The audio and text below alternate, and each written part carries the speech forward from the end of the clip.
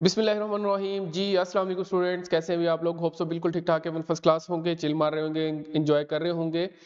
तो प्यारे बच्चों, हमने स्टार्ट कर रखा है चैप्टर 6 और चैप्टर 6 में हम एक्सरसाइज 6.5 जो है वो आज डील करेंगे। और अभी तक हमने जो प्यारे बच्चों पढ़ा है वो हमारे पास अरिथमेटिक सीक्वेंस से रिलेटेड था, अरिथमेटिक सीक्वेंस, अरिथमेटिक सीरीज और अरिथमेटिक मीन।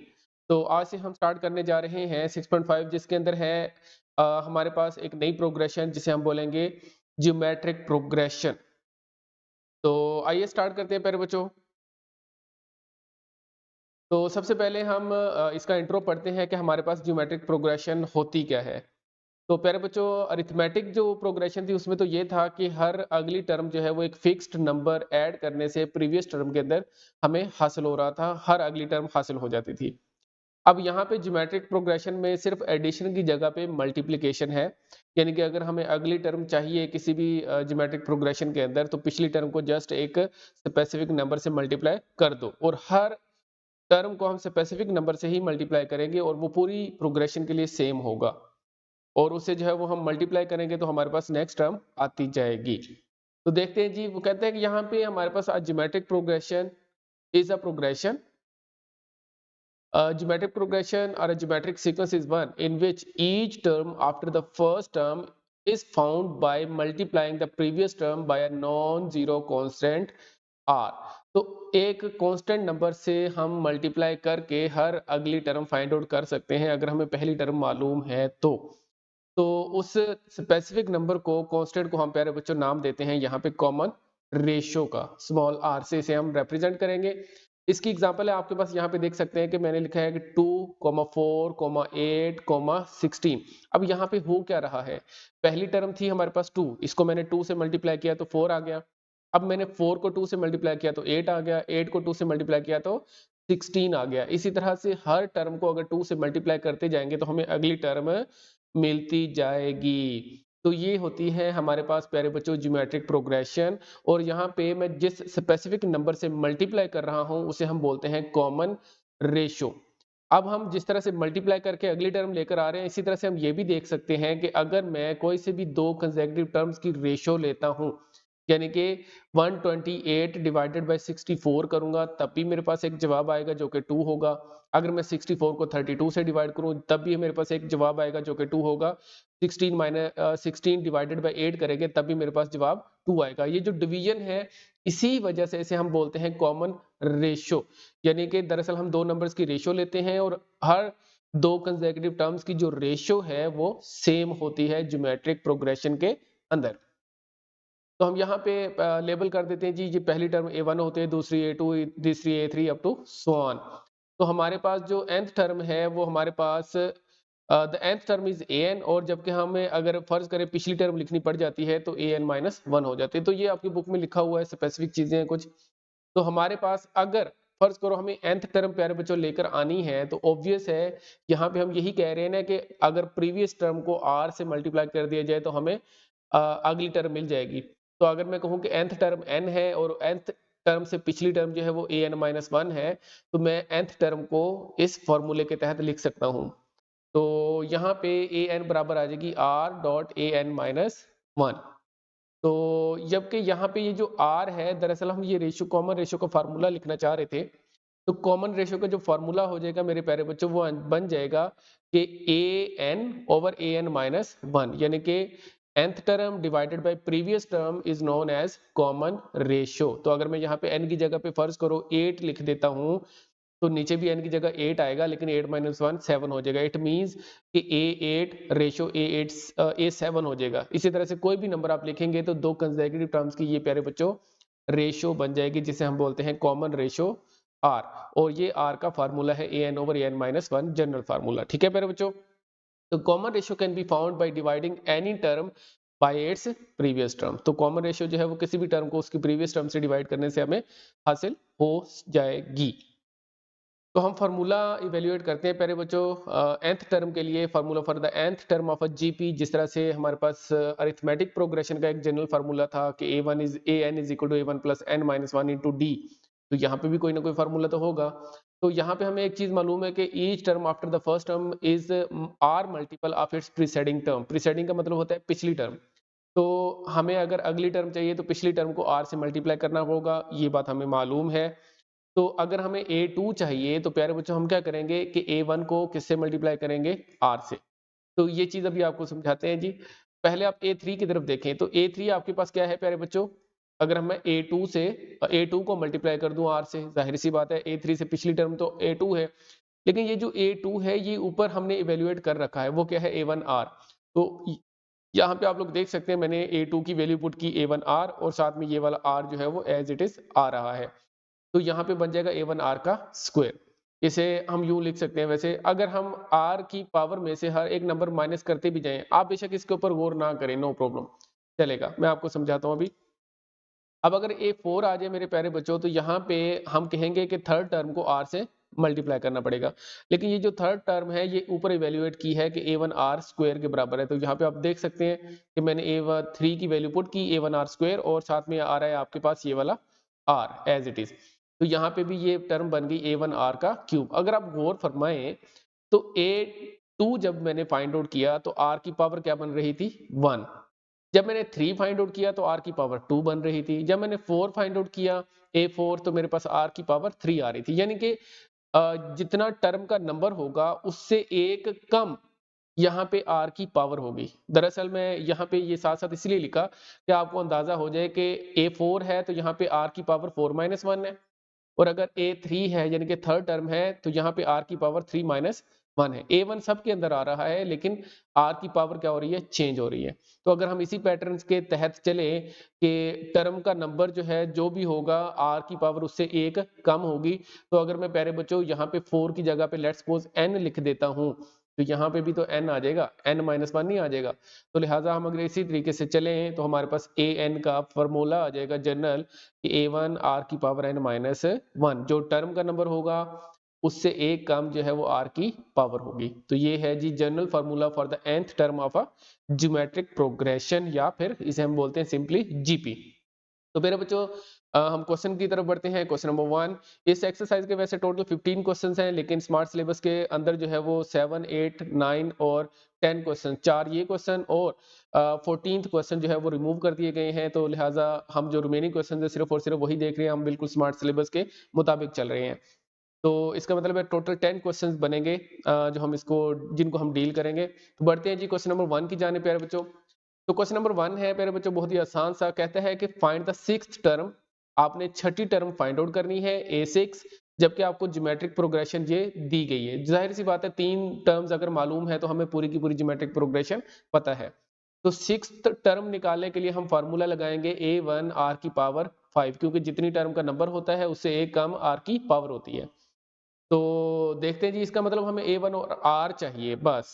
तो हम यहाँ पे सॉल्यूशन की तरफ बढ़ते हैं। हमें गिवन जीपी ये मालूम है प्यारे बच्चों, यहाँ से हम a1 लिख लेंगे। a1 की वैल्यू है माइनस का 6, और जो r है वो कैसे आएगा, वो हम जस्ट क्या करेंगे, सेकंड टर्म को फर्स्ट टर्म से डिवाइड कर लेंगे। तो माइनस का 3 डिवाइडेड बाई माइनस का 6, आप देख सकते हैं इसको सिंप्लीफाई किया तो 1/2 आ गई हमारे पास कॉमन रेशियो।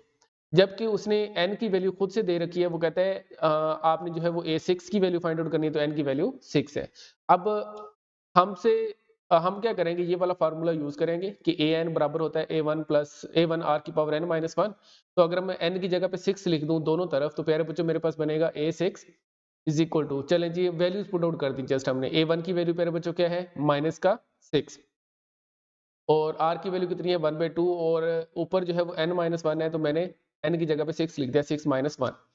तो ये 6 माइनस 1 5 हो जाएगा, और ये माइनस का 6 ही रहेगा। सिंप्लीफाई करते हैं, 1 की पावर जितनी मर्जी ले लें 1 ही रहेगा, लेकिन अगर हम 2 की पावर 5 लेंगे तो 32 हो जाएगा। और इसकी अगर हम कैंसिलेशन करें 6 और 32 की, तो ये 2 से कैंसिलेशन हो जाएगी, ऊपर 3 आ जाएगा और नीचे जो है वो हमारे पास 16 आ जाएगा। तो ये हमारे पास प्यारे बच्चों टर्म थी a6, तो जो हमने फाइंड आउट करनी थी।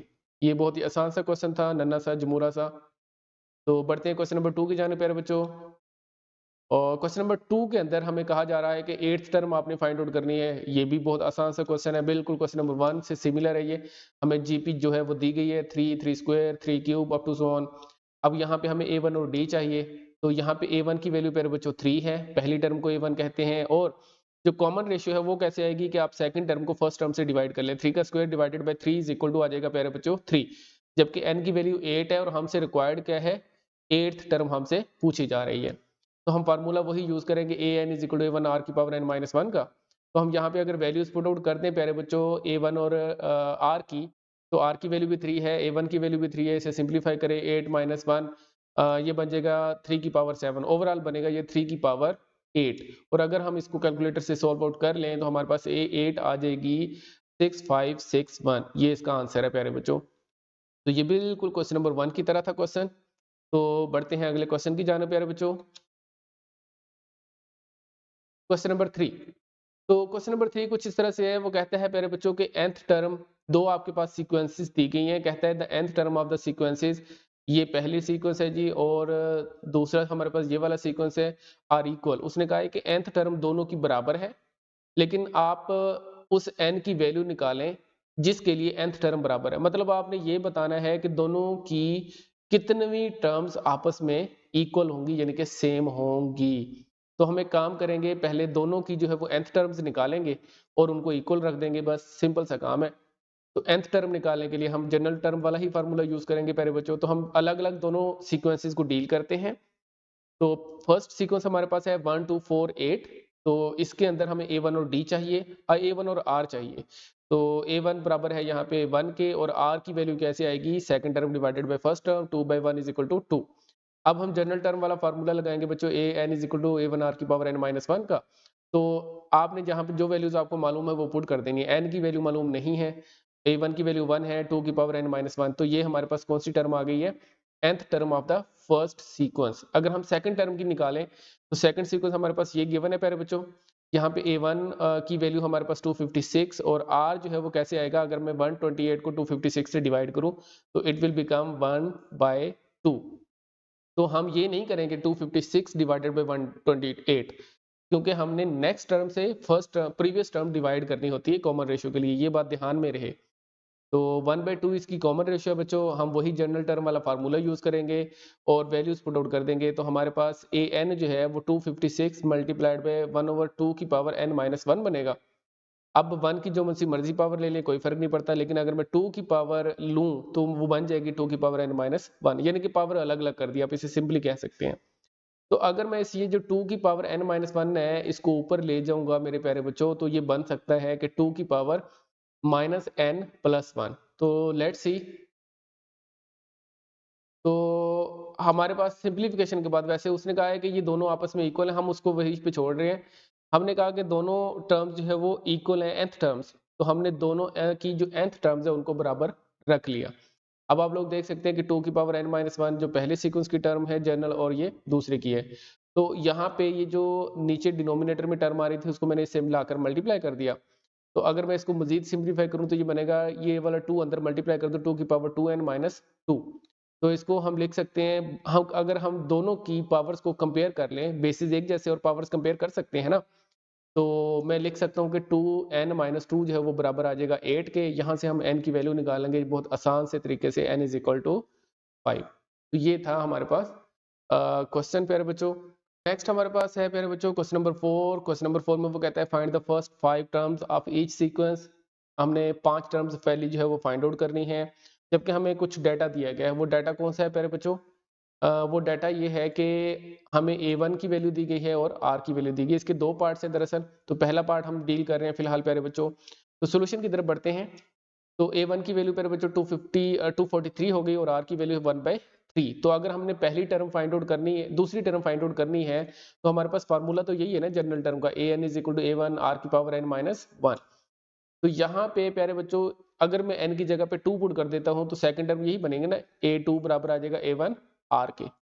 अब a1 की वैल्यू कितनी है 243, और r की वैल्यू कितनी है 1/3। जब हम इसे सिंप्लीफाई करेंगे तो 81 आ जाएगा। इसी तरह से अगर मैंने a3 फाइंड आउट करनी है मेरे प्यारे बच्चों, तो मैं लिखूंगा a1 r का स्क्वायर, क्योंकि जो यहाँ पे टर्म का नंबर होता है r की पावर उससे एक कम होती है।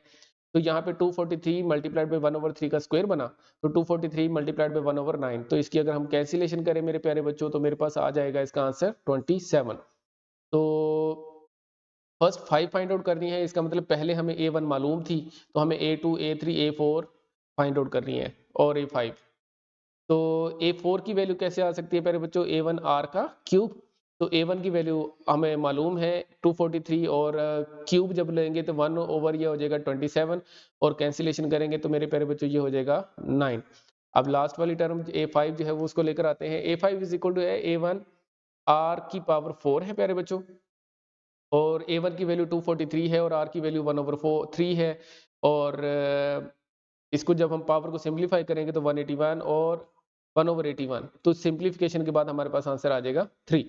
तो ये हमारे पास प्यारे बच्चों पहली 5 टर्म्स जो है वो मुकम्मल हो चुकी हैं आफ्टर गिवन ज्योमेट्रिक प्रोग्रेशन। हमें कुछ डाटा दिया गया था और हमें कहा गया था कि 5 टर्म्स निकाल दें, बहुत ही आसान सा क्वेश्चन था ये। तो हम यहाँ पे लिख सकते हैं फाइनली कि hence the first 5 terms of a GP are 243 पहली टर्म हो गई जो हमें गिवन थी 81, फिर दूसरी टर्म हमने जो फाइंड आउट की 27, 9 एंड 3। तो ये हमारे पास पहली 5 टर्म्स आ चुकी हैं। तो इसके सेकंड पार्ट की तरफ प्यारे बच्चों बढ़ते हैं हम। जी प्यारे बच्चों बढ़ते हैं क्वेश्चन नंबर 4 के सेकंड पार्ट की तरफ। सेकंड पार्ट में हमें गिवन है प्यारे बच्चों a1 की वैल्यू दैट इज 579 और हमें कॉमन रेशियो दी गई है -1/2। तो हम इसी डाटा को इस्तेमाल करते हुए जो है वो अपने नेक्स्ट 5 टर्म्स उसने कहा था, हम नेक्स्ट 5 टर्म्स प्यारे बच्चों फाइंड आउट करते हैं। तो गिवन डाटा को लेकर चलेंगे। Given a1 is equal to 579 and r is equal to -1/2। तो अगर हमें सेकंड टर्म फाइंड आउट करनी है प्यारे बच्चों, उसका फार्मूला हमें मालूम है। वैसे हम जनरल फार्मूला यूज करेंगे an is equal to a1 r की पावर n-1। तो सेकंड टर्म का जो फार्मूला होता है वो a2 बराबर होता है a1 r, और यहाँ पे a1 की वैल्यू प्यारे बच्चों 579 और r की वैल्यू जो है वो -1/2 है। इसे हम सिंप्लीफाई करेंगे तो कटिंग तो नहीं होगी, लिहाजा ये एज इट इज आ जाएगी टर्म। इसी तरह से थर्ड टर्म प्यारे बच्चों a1 r का स्क्वायर, और यहाँ पे r का जब स्क्वायर लेंगे तो 1/4 आ जाएगा और ये टर्म भी कैंसिलेशन नहीं होगी। जिस यहाँ पे सिर्फ और सिर्फ माइनस का जो स्क्वायर लेंगे तो प्लस में बदल जाएगा। इसी तरह से a4 a1 r का cube, it is just like the first part प्यारे बच्चों, और कुछ भी नहीं है, जस्ट हम सिंप्लीफाई कर रहे हैं। तो यहाँ पे जो कॉमन रेशियो है उसका हम स्क्वायर ले रहे हैं, क्यूब ले रहे हैं और फोर्थ पावर ले रहे हैं। तो इवन पावर जब लेंगे तो माइनस का साइन खत्म हो जाएगा, लेकिन जब हम ऑड पावर लेंगे तो माइनस का साइन यहाँ पे रहेगा, सस्टेन करेगा। तो यहाँ पे a4 जब हमने लिया तो आप देख सकते हैं कि यहाँ पे जाहिर सी बात है जो पावर बनेगी r की वो क्यूब बनेगी और इसमें माइनस का साइन एज इट इज रहेगा, जबकि 2 का क्यूब जो है वो 8 डिनोमिनेटर में आ जाएगा। और a5 जो है वो उसमें भी सेम हुआ है प्यारे बच्चों, -1/4 2 था, होल की पावर 4 था, लेकिन 4 पावर की वजह से माइनस का साइन खत्म हो गया और नीचे जो 2 की पावर 4 होता है वो 16 होता है। तो हमारे पास ये इसका आंसर आ गया जी A5B। तो पहली 5 ही टर्म्स आपने फाइंड आउट करनी थी, जो पहली 5 आ चुकी प्यारे बच्चों, हम इसको कंबाइन लिख सकते हैं कि hence the first 5 terms of GP are 579। ये पहली टर्म थी, हमें गिवन थी, और बाकी वो टर्म जो हमने 4 फाइंड आउट की हैं। तो ये प्यारे बच्चों इसका आंसर है। ये था हमारे पास क्वेश्चन नंबर 4 अब एक्सरसाइज 6.5, और नेक्स्ट हम क्वेश्चन नंबर 5 की तरफ बढ़ते हैं प्यारे बच्चों। क्वेश्चन नंबर 5 बहुत ही मासूम सा क्वेश्चन है और इम्पोर्टेंट शॉर्ट इसे हम कह सकते हैं। वैसे कहता है कि हमारे पास एक सीक्वेंस है, कम्प्लेक्स सीक्वेंस है क्योंकि इसमें आयोटा आ रहा है, हमने इसकी 12th टर्म फाइंड आउट करनी है। तो प्यारे बच्चों हमें a1 और d चाहिए, a1 और r चाहिए, जाहिर सी बात है बस। तो सॉल्यूशन की तरफ बढ़ते हैं। ये हमें given GPG 1 plus iota 2 iota -2 + 2 iota. तो यहाँ पे ध्यान रखना है कोमे का, और बाज़ दफ़ा जो है वो हम टर्म्स को मिक्सअप कर देते हैं और हमारा क्वेश्चन टोटली रॉन्ग हो जाता है, गलत हो जाता है, इसका ध्यान रखिएगा। तो सबसे पहले a1 की वैल्यू प्यारे बच्चों 1 प्लस आयोटा है, और जब हम कॉमन रेशियो निकालेंगे r तो वो कैसे आएगी कि सेकंड टर्म क्या है 2 आयोटा, तो 2 iota divided by 1 plus iota. लेकिन हम इसे एक्सेप्ट ऐसे नहीं करेंगे, नीचे डिनोमिनेटर में आयोटा डायरेक्ट आ जाए, तो हम इसका क्या करेंगे प्यारे बच्चों, को रैशनलाइज करेंगे। जब इसको रैशनलाइज किया तो 2 iota over 1 plus iota multiplied by 1 minus iota over 1 minus iota. हमने इसको किया रैशनलाइज, और ऊपर हमारे पास बना प्यारे बच्चों 2, और आयोटा को जब 1 से मल्टीप्लाई किया तो आयोटा आ गया, और जब इसी आयोटा को इस माइनस के आयोटा से मल्टीप्लाई किया तो माइनस का आयोटा स्क्वायर आ गया। तो हमारे पास जब इसकी मजीद सिंप्लीफिकेशन की मेरे प्यारे बच्चों तो ऊपर बन गया, यहाँ पे देख सकते हैं आयोटा का स्क्वायर था, ये जो आयोटा का स्क्वायर है -1 होता है, आयोटा स्क्वायर बराबर है -1, और यहाँ पे साथ वाला ये माइनस है, ये किस में बदल गया, +1 में बदल गया, और साथ में इधर आ रहा है आयोटा। और डिनोमिनेटर में अगर आप देखें तो आयोटा यहाँ पे फार्मूला बन गया a + b और a - b वाला, तो 1 का स्क्वायर 1 आ गया और आयोटा का स्क्वायर आयोटा स्क्वायर आ गया और साथ में माइनस। लेकिन ये जो आयोटा स्क्वायर है इसका आंसर भी क्या होगा मेरे प्यारे बच्चों, -1, तो लिहाजा वो माइनस इस माइनस को क्या कर देगा, +1। तो लिहाजा ओवरऑल ये हमारे पास रिलेशन बनेगा 1 + 1, नीचे भी 2 आ गया और ये वाला 2 आ गया, तो लिहाजा हम कह सकते हैं ये कैंसिल आउट हो गए। तो लिहाजा आर जो है हमारे पास कॉमन रेशियो क्या बनी, 1 + आयोटा।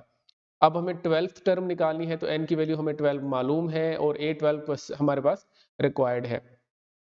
तो हम फाइंड आउट करते हैं प्यारे बच्चों, जनरल टर्म का फार्मूला हमारे पास कहता है an = a1 r की पावर n - 1। तो इसके अगर अंदर हम वैल्यूज पुट आउट कर दें मेरे प्यारे बच्चों, तो a12 बन जाएगी a1 r की पावर 11। तो यहाँ पे a1 की वैल्यू 1 + आयोटा और r की वैल्यू भी 1 + आयोटा, तो मैंने पुट की और ओवरऑल बनी ये 1 + आयोटा की पावर 12। अब हम इसको पावर को कैसे डील करें, तो बहुत ही आसान सा प्रोसीजर है प्यारे बच्चों। ये जो 12 पावर है इसको तोड़ लें, इसको आप लिखें 1 + आयोटा का स्क्वायर और होल की पावर 6। आप देख सकते हैं 1 + आयोटा का स्क्वायर और होल की पावर 6। फिर ये जो पावर 6 के अंदर स्क्वायर है इसे आप ओपन कर लें, a² + b² + 2ab फार्मूले के तहत। तो यहाँ पे बना a² + b² यानी कि 1 + आयोटा का स्क्वायर + 2 आयोटा। अब आपको मालूम है कि ये जो आयोटा स्क्वायर है ये -1 के बराबर होता है, तो ये -1 और ये प्लस का 1 खत्म हो जाएगा। तो यहाँ पे आप देख सकते हैं 1 - 1 और साथ में ये 2 आयोटा एज इट इज आ रहा है होल की पावर 6। तो जब यहाँ पे ये चीज 1 और -1 खत्म हो जाएंगे तो ये बनेगा 2 आयोटा की पावर 6। तो 2 की पावर 6 और आयोटा की पावर 6। लेकिन हमें ये चीज मालूम है कि ये तो होगा 2 की पावर 6 जो कि 64 बनता है, और आयोटा की पावर जो 6 है इसको हम लिख सकते हैं आयोटा स्क्वायर होल का क्यूब। अब आयोटा स्क्वायर की वैल्यू हमें मालूम है जो कि -1 होती है, और जब हम उसका क्यूब लेंगे तो वो माइनस ही रहेगा। तो फाइनली मेरे प्यारे बच्चों 64 डॉट -1 का क्यूब, और चूंकि ये माइनस ही रहेगा इस वजह से ओवरऑल फाइनल आंसर हमारे पास बनेगा माइनस का 64। तो ये हमारे पास था मेरे प्यारे बच्चों क्वेश्चन नंबर 5। तो अब हम बढ़ते हैं अगले क्वेश्चन की जानेब, क्वेश्चन नंबर 6 की जानेब।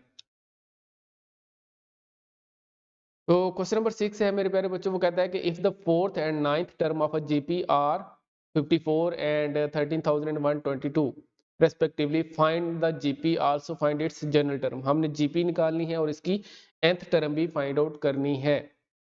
और लेकिन फिर हमें चाहिए क्या, a1 और r चाहिए हमें जस्ट। तो हम कहाँ से लेकर आएंगे प्यारे बच्चों, जो गिवन डाटा है इसी को यूज करेंगे 4th और 9th टर्म से। तो सॉल्यूशन की तरफ बढ़ते हैं। हमें गिवन है कि a4 जो है वो 54 के बराबर है, लेकिन a4 का फार्मूला हमारे पास होता है a1r क्यूब। तो हम उसे लिख सकते हैं जी a1r क्यूब = 54। इसी तरह से a9 है 13,122। a9 का क्या फार्मूला बनेगा, a1r की पावर 8। तो हमने वो भी लिख दिया। तो अगर हम इक्वेशन 2 डिवाइडेड बाय इक्वेशन 1 कर देंगे तो हमारे पास बहुत क्वेश्चन आसान हो जाएगा। देखते हैं कैसे। तो अब यहाँ पे देख सकते हैं ये मैंने लिखा, लेफ्ट हैंड साइड को लेफ्ट हैंड साइड से डिवाइड करते हैं और राइट हैंड साइड को राइट हैंड साइड से डिवाइड करते हैं। Equation 2 divided by equation 1। तो प्यारे बच्चों a1 से खत्म हो जाएगा। अब r का नीचे क्यूब है और ऊपर जो है वो r की पावर 8 है। तो तीन जो r की पावर्स हैं वो तो कैंसिल आउट हो जाएंगी, ऊपर बचेंगी r की सिर्फ 5 पावर्स बचेंगी। तो हमारे पास ये बनेगा r की पावर 5 = 243। जबकि 243 को अगर हम फैक्टराइज कर ले तो दरअसल ये 3 की पावर 5 बनता है। तो लिहाजा r की पावर 5 बराबर है 3 की पावर 5। जब हमारे पास पावर्स एक जैसी हैं तो हम कह सकते हैं कि ये जो बेसिस हैं ये आपस में सेम है, यानी कि r की वैल्यू क्या बनी प्यारे बच्चों, 3। तो हम यहाँ पे r की जो वैल्यू है 3, इसको इक्वेशन 1 में पुट कर देते हैं। इक्वेशन 1 कौन सी है जी, a1r क्यूब = 54। तो अगर मैं r की वैल्यू पुट कर दूं 3, तो 3 का क्यूब क्या बन जाएगा, हमारे पास 27। तो a1 कैसे आएगा जी, a1 इंटू 3 का क्यूब = 54। तो यहाँ पे 3 का क्यूब 27 और साथ में आ जाएगा a1 मल्टीप्लाई हो रहा है। तो मेरे प्यारे बच्चों जब मैं यहाँ पे दोनों तरफ 27 से डिवाइड करूंगा तो मेरे पास क्या बचेगा, 27 खत्म हो जाएगा और 54 की जगह पे क्या आ जाएगा, 2, क्योंकि 27 2 टाइम्स कितना होता है, 54। तो अब मेरे पास a1 भी आ चुका है और r भी आ चुका है। तो अब यहाँ पे हमें जीपी फाइंड आउट करनी है। इसका मतलब है हमें कोई 3 से 4 टर्म्स आगे वाली फाइंड आउट करके देनी है उसे।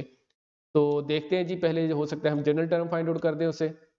तो पहले हम a1 की वैल्यू अगर बात करें तो पहली टर्म कैसे आ गई, फिर ये हमने फाइंड आउट किया जी इसको 54 डिवाइडेड बाय 27। अब यहाँ पे an, हमें nth टर्म का फार्मूला पता है कि a1 r की पावर n - 1 होता है। तो लिहाजा हम इसे लिखेंगे 2 इंटू यहाँ पे r की वैल्यू पुट कर दी n - 1। तो हमारे पास मजीद इसको सिंप्लीफाई नहीं कर सकते। यही क्या है प्यारे बच्चों, हमारे पास nth टर्म है। अब हम बात करते हैं कि उसकी रिक्वायरमेंट है जीपी फाइंड आउट करें। जीपी का मतलब है पहली कम से कम 3 से 4 टर्म्स आपने निकालनी है। तो हम देखते हैं जी पहली टर्म क्या बनेगी a1 और दूसरी क्या बनेगी a1r और तीसरी a1r का स्क्वायर। तो अगर हम वैल्यूज पुट आउट करते हैं प्यारे बच्चों a1 और r की, तो पहली टर्म बन जाएगी 2, दूसरी टर्म बनेगी, सिंप्लीफाई करना पड़ेगा अभी, तीसरी को भी सिंप्लीफाई करना पड़ेगा। तो 2 एज इट इज आ गया और यहाँ पे दूसरी टर्म बनी 6 प्यारे बच्चों और तीसरी टर्म बनेगी 3 का स्क्वायर, 3 का स्क्वायर हो गया 9, 9 2 18, तो 2, 6 और 18। तो ये हमारे पास है और आगे जो है वो कॉमा लगा के अगर आप डॉट डॉट डॉट लगा देते हैं तो इसका मतलब आपने कंप्लीट जीपी ही फाइंड आउट कर दी है। तो यही हमारे पास प्यारे बच्चों इसका है answer, final answer 2,6,18 is the required GP. तो होप्स हो कि ये क्वेश्चन भी आप लोगों को क्लियर हो गया होगा। इस क्वेश्चन के दो पार्ट से nth टर्म निकालना और जीपी निकालना। तो नेक्स्ट क्वेश्चन है हमारे पास क्वेश्चन नंबर 11 प्यारे बच्चों, और दरमियान वाले जो क्वेश्चन है वो हमारे स्मार्ट सिलेबस का हिस्सा नहीं है। तो क्वेश्चन नंबर 11 बहुत इंपॉर्टेंट शॉर्ट है।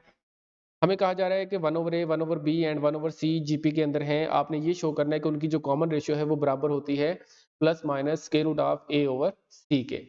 तो देख लेते हैं प्यारे बच्चों। तो हमें प्रूव करना है, सोल्यूशन की तरफ बढ़ते हैं। हमें ये बात मालूम है सिंस के 1/a 1/b और 1/c का ये हमारे पास ज्योमेट्रिक प्रोग्रेशन में है, तो लिहाजा इनके दरमियान कॉमन रेशियो तो एग्जिस्ट करेगी ना मेरे बच्चों। अगर मैं 1/b को डिवाइड करूं 1/a से तो भी कॉमन रेशियो आ जाएगी, और इसी तरह से अगर मैं 1/c डिवाइडेड बाय 1/b कर लूं तब भी कॉमन रेशियो आएगी। तो देखते हैं जी दो कॉमन रेशियोज हम निकालेंगे। तो कॉमन रेशियो इज क्या बनेगी, एक r आ जाएगा कि second term divided by first term 1/b divided by 1/a। तो आपको ये बात मालूम है कि ये जो a है ये ऊपर चला जाएगा, शिफ्ट हो जाएगा, तो ये बन जाएगा a/b। इसी तरह से अगर मैं एक और कॉमन रेशियो निकाल लूं कि थर्ड टर्म को सेकंड टर्म से डिवाइड कर लूं तब 1/c ओवर 1/b आ जाएगा। तो ये जो b है ये ऊपर जाके मल्टीप्लाई होगा, ये इट विल बिकम b/c। अब हमें r को चूंकि बचाना है तो लिहाजा हम दोनों इक्वेशंस को क्या करेंगे मेरे प्यारे बच्चों, मल्टीप्लाई। तो लेफ्ट हैंड साइड से मल्टीप्लाई हो जाएगी और राइट हैंड साइड से मल्टीप्लाई हो जाएगी। तो it will become what, r का square multiplying equation 1 and 2, r का स्क्वायर हो जाएगा लेफ्ट हैंड साइड पे, जबकि राइट हैंड साइड पे ये हमारे पास सिंप्लीफिकेशन होगी, b से कैंसिल आउट हो जाएगा मेरे प्यारे बच्चों। तो r स्क्वायर आ जाएगा a/c, but we have to find the value of r। तो हमें दोनों तरफ स्क्वायर रूट लेना पड़ेगा। जब भी हम स्क्वायर रूट लेते हैं तो प्लस माइनस तो आता ही आता है। तो r इज इक्वल टू हो गया plus minus square root of a/c। तो हेंस प्रूव्ड। नेक्स्ट हमारे पास है क्वेश्चन नंबर 12 प्यारे बच्चों, और क्वेश्चन नंबर 12 के अंदर हमारे पास हमें कहा जा रहा है कि अगर आपके पास तीन नंबर्स हों, क्वेश्चन नंबर 12 और 13 हम इन्हें कह सकते हैं कि ये इंपॉर्टेंट लॉन्ग क्वेश्चंस हैं। तो हमें कहा जा रहा है कि if three numbers 1, 4 and 3 are subtracted from 3 consecutive terms of an AP, तो the resulting numbers are in GP। कहता है कि अगर आप अरिथमेटिक प्रोग्रेशन के अंदर कोई भी तीन टर्म्स ले लो और उनमें से तरतीब से 1, 4 और 3 सब्ट्रैक्ट कर दो, तो हमारे पास जो नए नंबर्स आएंगे वो जीपी बनाएंगे, यानी कि ज्योमेट्रिक प्रोग्रेशन में जाएंगे। तो हमें वो नंबर्स जो है वो फाइंड आउट करने हैं अरिथमेटिक प्रोग्रेशन के, और जबकि उनका तीनों का जो सम है, जो ओरिजिनल नंबर्स हैं उनका सम 21 के बराबर है। तो सबसे पहले कि अरिथमेटिक प्रोग्रेशन के अंदर तीन नंबर्स हम किस तरह से लेट करेंगे, a-d। अरिथमेटिक प्रोग्रेशन की बात हो रही है तो लिहाजा हम d की ही बात करेंगे यहाँ पे, कॉमन डिफरेंस की। तो लिहाजा a-d, a और a+d इस तरह के तीन नंबर्स हम लेट करेंगे। तो सोल्यूशन की जानिब बढ़ते हैं बेटा, फिर हम कंडीशन को इस्तेमाल करेंगे। तो let three consecutive terms of an AP are a-d, a and a+d। तो पहली कंडीशन ये जो दी गई है ना, हमें ये वाली यूज करते हैं हम कि सम इनका 21 है। उससे क्या होगा कि कम से कम a और d हमने दोनों निकालने हैं, तो कोई एक वैल्यू हमारे पास अभी यहीं से आ जाएगी। कैसे भला, हमें सम गिवन है कि 21 के बराबर है, तो लिहाजा हम इन तीनों नंबर्स को जमा करके इक्वल रख देंगे 21 के। तो हमने यही काम किया जी, a-d, a और a+d तीनों को ऐड करके 21 के बराबर रखा। d प्यारे बच्चों d से उड़ गया, तो a और a 3a, यहाँ पे 3a जो है वो 21 के बराबर आ गया। और यहाँ से अगर हम a दोनों तरफ 3 से डिवाइड कर देंगे तो a की वैल्यू हमें मिल जाएगी, दैट इज 7। अब हम ये देखते हैं कि अगर ये नंबर्स 1, 4 और 3 हम इनमें से सब्ट्रैक्ट करें तो किस तरह के नंबर्स हमें हासिल होंगे। तो हम यहाँ पे लिखेंगे कि आफ्टर सब्ट्रैक्शन हमारे पास जो नंबर्स हैं, पहला नंबर था a-d और उसमें से क्या सब्ट्रैक्ट करना है, 1। तो हम यहाँ पे लिख रहे हैं a माइनस डी माइनस 1, जबकि दूसरा नंबर है a और a में से क्या सब्ट्रैक्ट करना है मेरे प्यारे बच्चों 4, तो a माइनस 4। इसी तरह से जो थर्ड नंबर है वो है a प्लस डी और a प्लस डी में से क्या सब्ट्रैक्ट करना है 3। उसने कहा था कि अगर इन तीनों नंबर्स में से ये नंबर्स जो हमने सब्ट्रैक्ट किए हैं अगर आप करें तो ये एक जीपी बनाएंगे, तो ठीक है, हमने कहा ठीक है जी। हमने कंडीशन लिख ली कि ये जीपी के अंदर है, हमें अब कंफर्म हो गया कि ये जीपी बनाएंगे क्योंकि उसने कहा है। तो अब यहाँ पे काम करते हैं, ए की वैल्यू यहाँ पे पुट आउट कर देते हैं, सब्सटीट्यूट करते हैं जी। तो ए की वैल्यू बनी हमारे पास, जब हम ए की वैल्यू पुट कर देंगे तो ए की वैल्यू 7 है, 7 माइनस 1 करेंगे तो 6 आ जाएगा, 6 माइनस डी। और यहाँ पे अगर हम 7 पुट करेंगे तो 7 माइनस 4 3 आ गया मेरे प्यारे बच्चों, और यहाँ पे 7 पुट किया तो 7 माइनस 3 हमारे पास बना 4, तो 7 4 प्लस डी भी आ गया। तो ये सारी की सारी टर्म्स किस में जाएंगी, अभी भी जीपी में। तो अगर ये जीपी के अंदर है तो हमें डी फाइंड आउट करना है ना, तो इनके दरमियान तो कॉमन रेशियो एग्जिस्ट करेगी। कॉमन रेशियो एग्जिस्ट करने का मतलब ये है कि अगर मैं 3 को डिवाइड करूंगा 6 माइनस डी के साथ तो ये बराबर होगा अगर मैं 4 प्लस डी को डिवाइड करूं 3 के साथ। तो यहाँ पे हम लिखेंगे कि कॉमन रेशियो कंडीशन हमें ये बताती है कि 3 ओवर 6 माइनस डी ये बराबर होगा 4 प्लस डी ओवर 3। तो अगर हम क्रॉस मल्टीप्लाई कर लें यहाँ पे प्यारे बच्चों तो 3 3 जार 9 हो जाएगा और 4 प्लस डी 6 माइनस डी से मल्टीप्लाई हो जाएगा।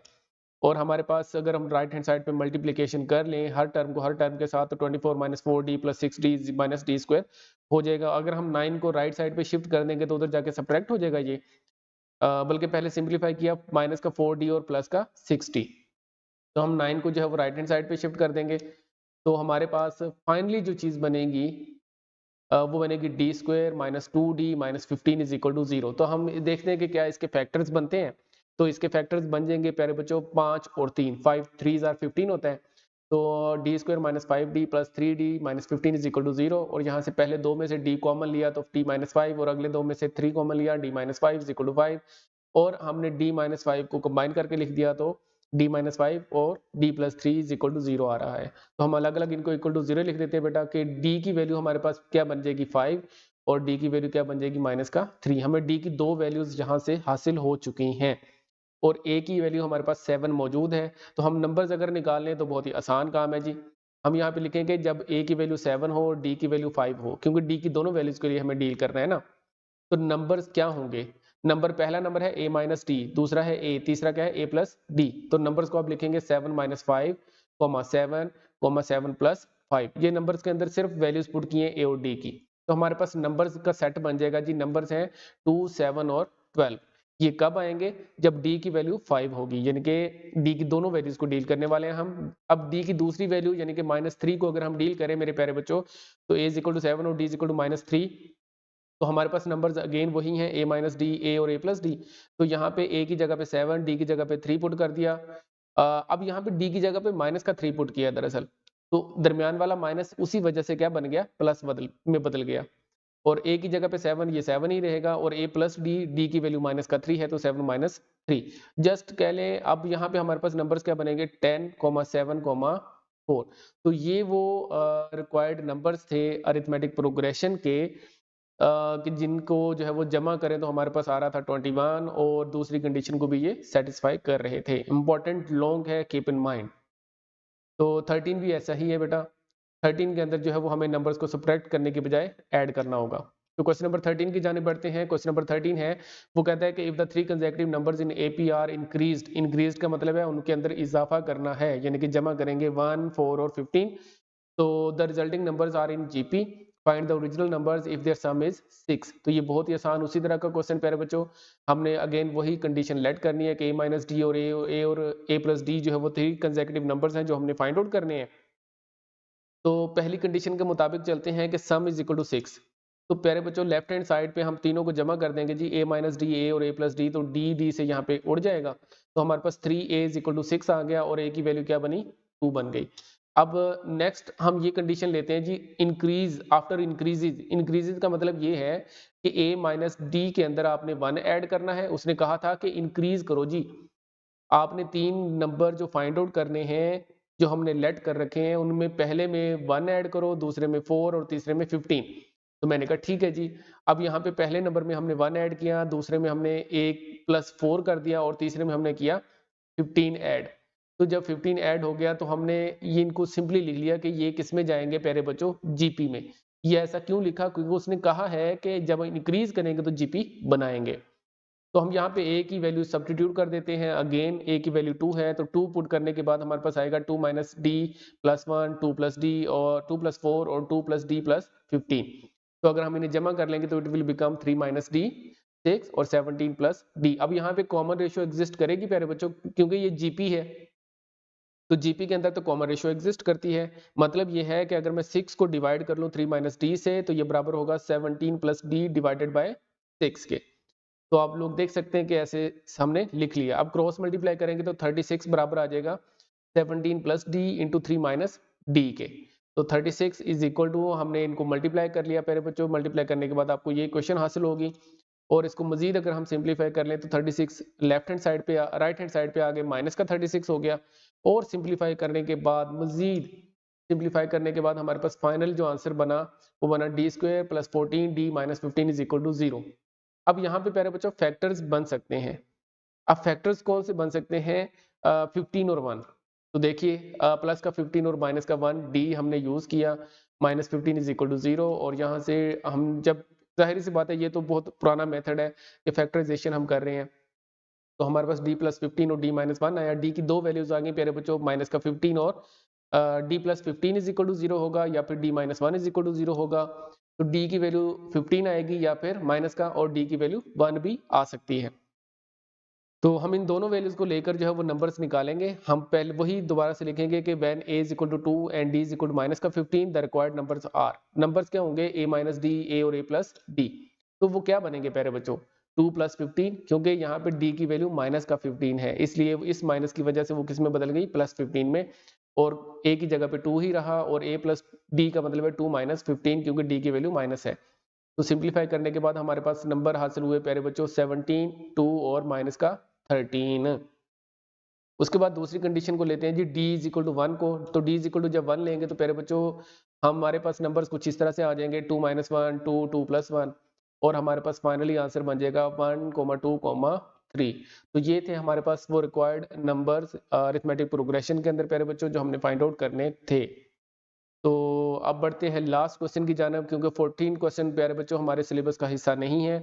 तो ये था क्वेश्चन नंबर 13, और अब हम करते हैं final question, question number 15 of the exercise 6.5। तो क्वेश्चन नंबर 15 बेटा बड़ी मासूम सी स्टेटमेंट के साथ हमारे पास मौजूद है जी, कि a 2a प्लस 2 और 3a प्लस 3 ये जीपी के अंदर हैं। आपने फिफ्थ टर्म इसकी फाइंड आउट करनी है, पांचवी टर्म लेकर आनी है। तो हम इसी कंडीशन को यूज करेंगे कि ये जीपी के अंदर है। पहले हम सिर्फ ए निकालेंगे किसी तरीके से बस, और वो कंडीशन क्या होगी? ज्योमेट्रिक प्रोग्रेशन वाली, के कॉमन रेशियो एग्जिस्ट करेगी इनके अंदर, या फिर हम एक और कंडीशन भी यूज कर सकते हैं जो कि हम इस क्वेश्चन में सिंप्लीफाई करेंगे। Let's see. तो प्यारे बच्चों ये किस में जाएंगे? है गिवन है हमें कि ये एक जीपी है। अब जीपी में ये होता है कि प्यारे बच्चों दरमियान वाली टर्म्स का, जो दरमियान वाली टर्म का स्क्वायर बराबर होता है एंड वाली दो टर्म्स के प्रोडक्ट के। तो ये बात याद रखिएगा कि अगर कोई भी तीन नंबर्स है ना, x, y और z, अगर ये जीपी के अंदर है तो दरमियान वाली टर्म यानी कि y का स्क्वायर उस बराबर होगा एंड वाली दो टर्म्स के प्रोडक्ट के, यानी कि x मल्टीप्लाइड बाय z। तो मैंने उसी रूल के तहत इसको लिख लिया कि 2a प्लस 2 होल का स्क्वायर बराबर है a इंटू 3a प्लस 3। तो आप कॉमन रेशियो भी यूज कर सकते हैं। वैसे एक स्टेप यहाँ पे एक्स्ट्रा करना पड़ेगा बस, और कुछ भी नहीं है। कॉमन रेशियो ये होती है कि सेकंड टर्म को डिवाइड करें फर्स्ट टर्म से और उसको बराबर रख लें third term divided by second term, तो आपके पास यही चीज आपको हासिल होगी। तो अगर हम लेफ्ट हैंड साइड पे स्क्वायर ओपन कर ले मेरे प्यारे बच्चों, और राइट हैंड साइड पे भी ए को अंदर मल्टीप्लाई कर दें, तो हमारे पास ये रिलेशन हासिल होगा हमें। अगर हम सारी चीजें लेफ्ट हैंड साइड पे शिफ्ट कर लें तो इट विल बिकम दिस। और फाइनली जब यहाँ पे हमारे पास 8a माइनस 3a करेंगे तो 5a आ जाएगा। 4a स्क्वायर है और माइनस का 3a स्क्वायर है तो a स्क्वायर बचेगा, और कांस्टेंट टर्म हमारे पास 4 है। तो अब जस्ट हमें इसको फैक्टराइज करना है प्यारे बच्चों। a की दो वैल्यूज आएंगी, तो a square plus 4a plus a plus 4, तो 4 और 1 इसके फैक्टर बने। और हमारे पास a की दो वैल्यूज क्या आएंगी इस तरह से, a is equal to -1 and a is equal to माइनस का 4। तो लेट्स सी। तो a plus 1 is equal to 0, a की वैल्यू -1 और a की वैल्यू -4 आई है। अब हम बारी बारी इन दोनों वैल्यूज को चेक करते हैं कि क्या हमारी ज्योमेट्रिक वो टर्म्स बनती भी हैं कि नहीं, जो शुरू में दी गई थी हमें। तो शुरू में दिया गया था a, और फिर दिया गया था 2a प्लस 2, फिर 3a प्लस 3। तो हमने तीनों के अंदर वैल्यूज पुट की। a की जगह पे क्या पुट किया प्यारे बच्चों? -1, ठीक है जी। फिर a की जगह पे -1 पुट किया तो 2 मल्टीप्लाइड में -1 माइनस का 2 प्लस 2 0 हो गया। इस तरह से माइनस का 3 प्लस का 3 0 हो जाएगा। यानी कि जब हम ओरिजिनल जो स्टेटमेंट हमें दी गई थी उसके अंदर वैल्यूज पुट करते हैं ना ए की, तो हमारे पास ये सीक्वेंस बनेगा। लेकिन ये किसी भी तरह से अगर देखा जाए तो ये ज्योमेट्रिक प्रोग्रेशन नहीं है, तो लिहाजा हम इसको क्या करेंगे, इग्नोर करेंगे। हम कहेंगे -1 पॉसिबल ही नहीं है ए की वैल्यू। तो हम यहाँ पे हम लिख रहे हैं जी नॉट अ वैलिड जीपी, यानी कि common ratio undefined after first 0। ठीक है जी। अब दूसरा केस लेते हैं, जब a की वैल्यू -4 हो तो हमारे पास टर्म्स क्या होंगी मेरे प्यारे बच्चों। यहाँ पे a है, यहाँ पे है 2a प्लस 2 और यहाँ पे है 3a प्लस 3। तो यहाँ पे 2a प्लस 2 का मतलब है a की जगह पे माइनस का 4 है। जब हम इन्हें सिंप्लीफाई करेंगे तो माइनस का 4 पहली टर्म आ गई, फिर माइनस का 6 आया और माइनस का 9 आया। तो ये हमारे पास ज्योमेट्रिक प्रोग्रेशन बन चुकी है। अब हमें इसकी दरअसल पांचवी टर्म फाइंड आउट करनी है। तो पांचवी टर्म का फार्मूला होता है a1 r की पावर 4। तो हमें a1 भी चाहिए और r भी चाहिए। a1 तो हमें -4 पता है, और r कैसे निकलेगा, अगर मैं माइनस के 6 को डिवाइड कर दूं माइनस के 4 से, तो हमारे पास कॉमन रेशियो आ जाएगी 3/2। तो प्यारे बच्चों a5 की वैल्यू हमारे पास डायरेक्ट आ जाएगी a r की पावर 4 या a1 r की पावर 4, जबकि a की वैल्यू हमारे पास माइनस का 4 है और r की जो हमारे पास वैल्यू है 3/2 होल की पावर 4 है। तो जब हम इसे सिंप्लीफाई करेंगे तो हमारे पास फाइनल इसका आंसर मेरे प्यारे बच्चों बन जाएगा -81/4, क्योंकि इस 4 के साथ इस 16 की क्या हो जाएगी, कैंसिलेशन हो जाएगी। तो ये था हमारे पास क्वेश्चन नंबर प्यारे बच्चों 15, last question of the exercise 6.5। तो आप लोगों को ये नोट्स जो है वो पीडीएफ के अंदर भी अवेलेबल हो सकते हैं, नो प्रॉब्लम। तो खुश रहें प्यारे बच्चों, आबाद रहें, हंसे मुस्कुराते रहें, चिल मारें, एंजॉय करें और लाइफ के अंदर आगे बढ़ते रहें। Always keep smiling and stay blessed. Allah Hafiz.